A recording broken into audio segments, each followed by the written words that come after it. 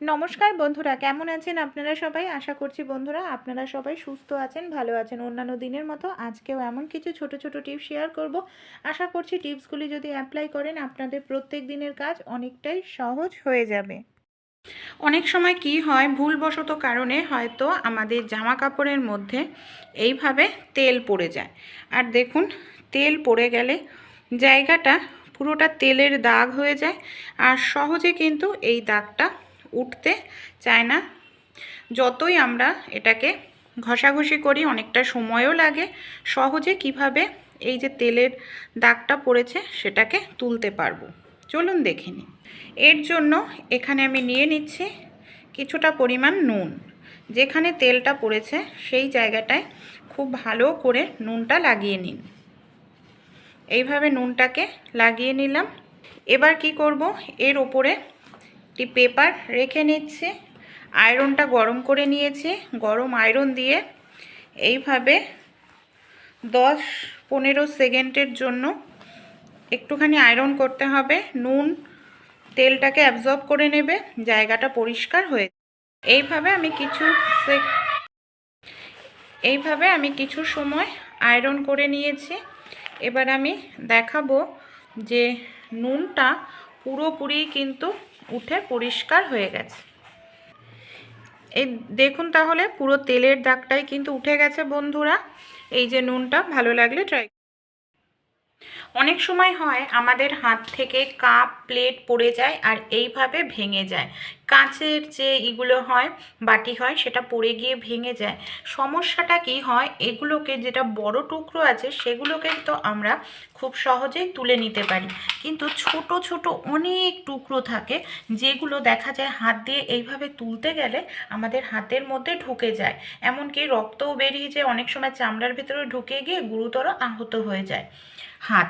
তাই কিভাবে আমরা যে একেবারে যে ছোট ছোট টুকরোগুলো সেটা পরিষ্কার করতে পারবো, চলুন দেখে নিই। দেখুন, এখানে আমি নিয়ে নিয়েছি কিছুটা পরিমাণ আটা মাখা। আমাদের এরকম অনেক আটা থাকে ফ্রিজে মধ্যে, শক্ত হয়ে যায়, নষ্ট হয়ে যায়, খাই না। সেই আটা মাখাটা নিয়ে কি করব, এইভাবে মানে যেখানে আমাদের কাচের টুকরোগুলো রয়েছে তার ওপর একটুখানি এইভাবে চাপ দিতে থাকবো। এই দেখুন, এইভাবে চাপ দিলে এই দেখতে পাচ্ছেন কত টুকরো, ছোট ছোট টুকরো খুব সহজেই উঠে এসছে।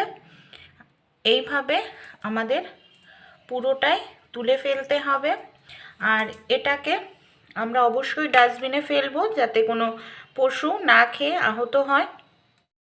আমাদের বাড়িতে যাদের ছোট বাচ্চা আছে, দেখা যায় বাচ্চারা কি করে, অনেক সময় জামা কাপড়ের মধ্যে না নানা রকম এইভাবে লেখালেখি করতে থাকে। এই দেখো, এইভাবে লেখালেখি করলে পেনের যে দাগ দেখা যায় জামা কাপড়ের মধ্যে একেবারে গাঢ় হয়ে বসে পড়ে। সহজে এই দাগটা কিন্তু পরিষ্কার করা যায় না, খুবই মুশকিল হয়ে পড়ে এই দাগটা পরিষ্কার করতে।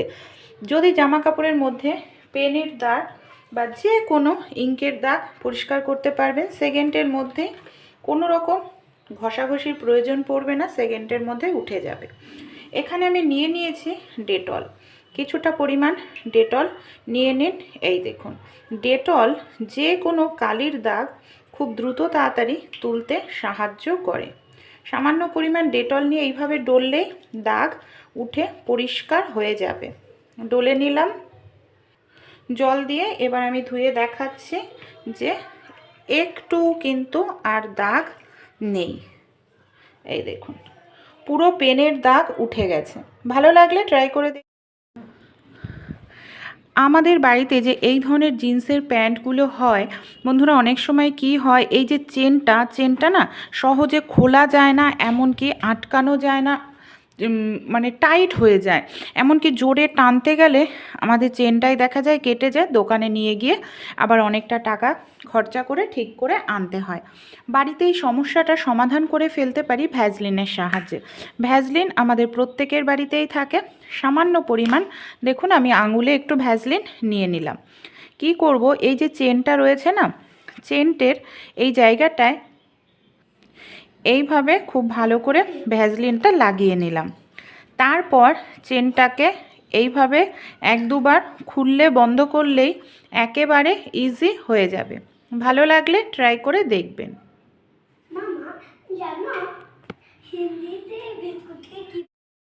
অন্যান্য সময়ের থেকে শীতকালে কিন্তু আমরা মধুটা কম বেশি প্রত্যেকেই খেয়ে থাকি, বাচ্চাদেরকেও দিই। কিন্তু অনেক সময় সমস্যাটা কি হয়, এই যে মধু আমরা চামচ দিয়ে যখন মধুটা তুলি, এই দেখুন চামচ দিয়ে তোলার পর চামচের মধ্যেই কিন্তু অনেকটা মধু আমাদের লেগে থাকে। হয়তো অতটা প্রয়োজন নেই, তা সত্ত্বেও মধুটা আমাদের লেগে থাকে। ধুয়ে ফেলে চামচটার মধুটা নষ্ট হয়। তাই কিভাবে তুললে চামচে মধু একটু লাগবে না, এর জন্য দেখুন এখানে আমাদের নিয়ে নিতে হবে কিছুটা পরিমাণ তেল। তেল বা ঘি যে কোনো একটু কিছু নিলেই হয়। এইভাবে একটুখানি ঘি বা তেল চামচের মধ্যে লাগিয়ে নিন। দেখুন সামান্য পরিমাণ একটু লাগিয়ে নিন।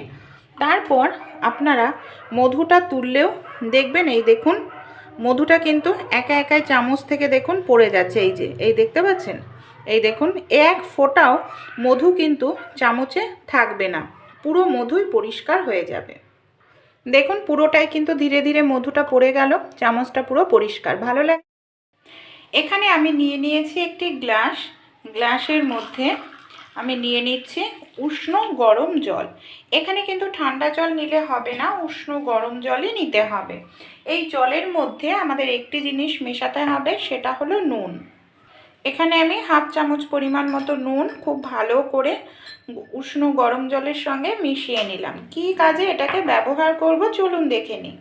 আমরা প্রত্যেক দিন যে এই ধরনের ব্রাশ দিয়ে আমাদের দাঁত পরিষ্কার করি, দেখা যায় ব্রাশের মধ্যে কিন্তু প্রচুর পরিমাণে জীবাণু থাকে। ব্রাশটা ঠিকমতো ধোয়া হয় না, বা অনেক সময় নোংরা জমে যায়। ব্রাশের যে এই যে সুতোগুলো থাকে এগুলো বেঁকে যায়। তাই আমরা যদি 15 দিনে একদিন এইভাবে ব্রাশগুলোকে উষ্ণ গরম নুন জলের মধ্যে ডুবিয়ে রাখা যায়, ব্যাকটেরিয়া জীবাণু ধ্বংস হবে। ব্রাশের মধ্যে থাকা যে সুতোগুলো মানে যে দাঁতগুলো এই যে এরকম সুতোগুলো বাঁকা হয়ে যায়, সেটাও সোজা হবে। এইভাবে 10 মিনিট ভিজিয়ে রাখতে হবে। 10 মিনিট পর তুলে নর্মাল জল দিয়ে ধুয়ে নিন, আপনাদের ব্রাশ হবে একদম পরিষ্কার।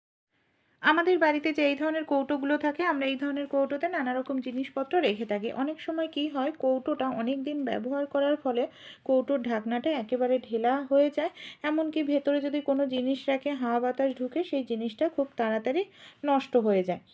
তাই এই ধরনের কৌটোগুলো কিনতে গেলে অনেকটা টাকাও লাগে, কৌটো ফেলে দিতে লাগে। কৌটো ফেলার প্রয়োজন পড়বে না। আপনারা এইভাবে একটি গার্ডার নিয়ে নিন, প্যাচের জায়গায় গার্ডারটাকে ভালোভাবে লাগিয়ে নিন। অবশ্যই কিন্তু এটা কিছুদিন পর পর আপনাদের চেঞ্জ করতে হবে, তা না হলে গার্ডারটা ছিঁড়ে যাবে। এইভাবে দেখুন আমি গার্ডারটা লাগিয়ে নিলাম। এবার যদি আমরা ঢাকনাটা আটকাই, টাইটভাবে প্যাচ করে ঢাকনাটা আটকানো হবে, আর আমাদের কৌটোও ফেলতে লাগবে না, জিনিসও ভালো থাকবে। অনেক সময় আমরা মোমবাতি ধরাই দেখা যায় মেজোতে কিংবা যে কোনো জায়গায় আমরা মোমটাকে গলিয়ে সেই জায়গাটায় মোমটাকে বসাই। এতে কি হয়, মোমটা গলে গলে সেই জায়গাটায় পড়ে, আর এই পড়ে জায়গাটায় দাগ হয়ে যায়। সহজে সেই দাগটা উঠতে চায় না, এমনকি আমাদের অনেকটা খাটনি করে তুলতে লাগে। আমাদের বাড়িতে যে এই ধরনের ঢাকনা থাকে, অবশ্যই এখানে কিন্তু লোহার বা স্টিলের ঢাকনা ব্যবহার করতে হবে। তার ওপর আমরা যদি মোমবাতিটাকে এইভাবে বসাই, যে কোনো জায়গায় মোমবাতিটাকে খুব সহজে নিয়েও যেতে পারবো। আর সুবিধা কী হবে, আমাদের ঘরের মেঝেও নোংরা হবে না। যে মোমটা পড়ে আমাদের খুব ঘষে ঘষে তুলতে লাগে, সেই খাটনির থেকেও কিন্তু আমরা বেঁচে যাব।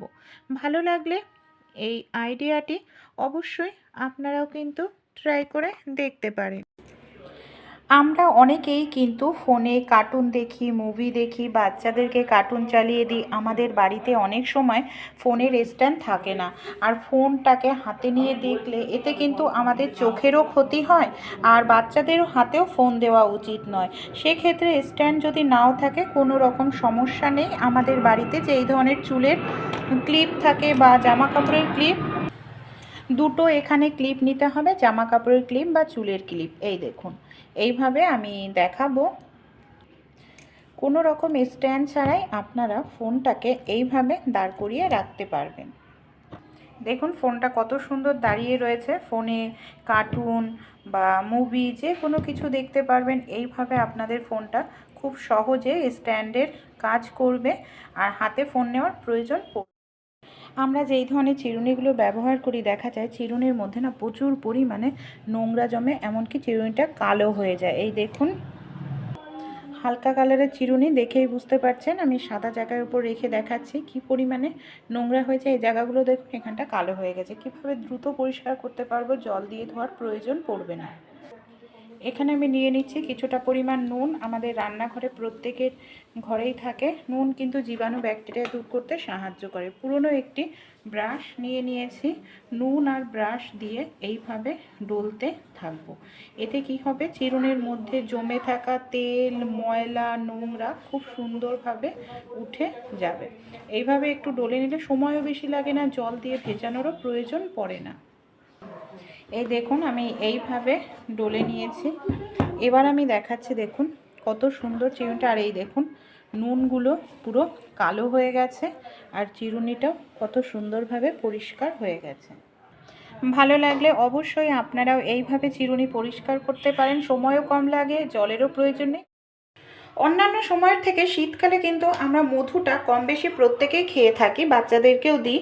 কিন্তু অনেক সময় সমস্যাটা কি হয়, এই যে মধু আমরা চামচ দিয়ে যখন মধুটা তুলি, এই দেখুন চামচ দিয়ে তোলার পর চামচের মধ্যেই কিন্তু অনেকটা মধু আমাদের লেগে থাকে। হয়তো অতটা প্রয়োজন নেই, তা সত্ত্বেও মধুটা আমাদের লেগে থাকে। ধুয়ে ফেললে চামচটার মধুটা নষ্ট হয়।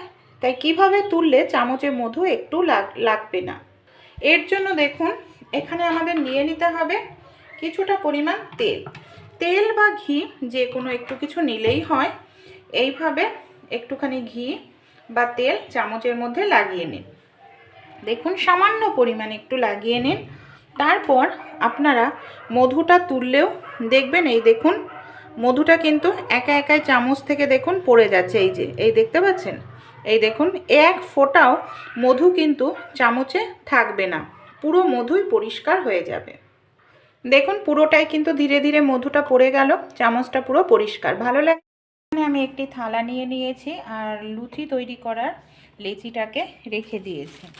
এখানে আমি একটি পরিষ্কার পলিথিন নিয়ে নিয়েছি। এরকম পরিষ্কার পলিথিন নিয়ে নেবেন। তারপর নিয়ে নিতে হবে একটি চিরুনি। চিরুনি দিয়েও কিন্তু পারফেক্ট লুচি বেলে নিতে পারবেন। এই দেখুন এইভাবে চিরুনিটা দিয়ে আপনারা গোল গোল ঘোরাতে থাকুন, দেখবেন খুব সুন্দর লুচি শুধু বেলা হয়ে যাবে চিরুনি সাহায্যে। বেলন চাকির প্রয়োজন পড়বে না। আমি বলছি না প্রত্যেকে করার জন্য, এমার্জেন্সির সময় এই টিপসটি কাজে লাগালে আপনাদের লুচি বেলা পারফেক্ট হয়ে যাবে। এইভাবে শুধু গোল গোল ঘোরাতে থাকবেন চিরুনিটা। যেখানে ভাবছেন মোটা রয়েছে সেই জায়গাটার থেকে এইভাবে নিয়ে গোল গোল ঘোরালেই খুব সুন্দর লুচি শুধু চিরুনির সাহায্যে দেখুন আমি বেলে নিলাম। এই দেখুন এবার আমি প্লাস্টিকটা সরিয়ে দিচ্ছি। দেখুন পারফেক্ট লুচি বেলা হয়ে গেল শুধু একটি চিরুনির সাহায্যে। ভালো লাগলে অবশ্যই ট্রাই করে দেখবেন।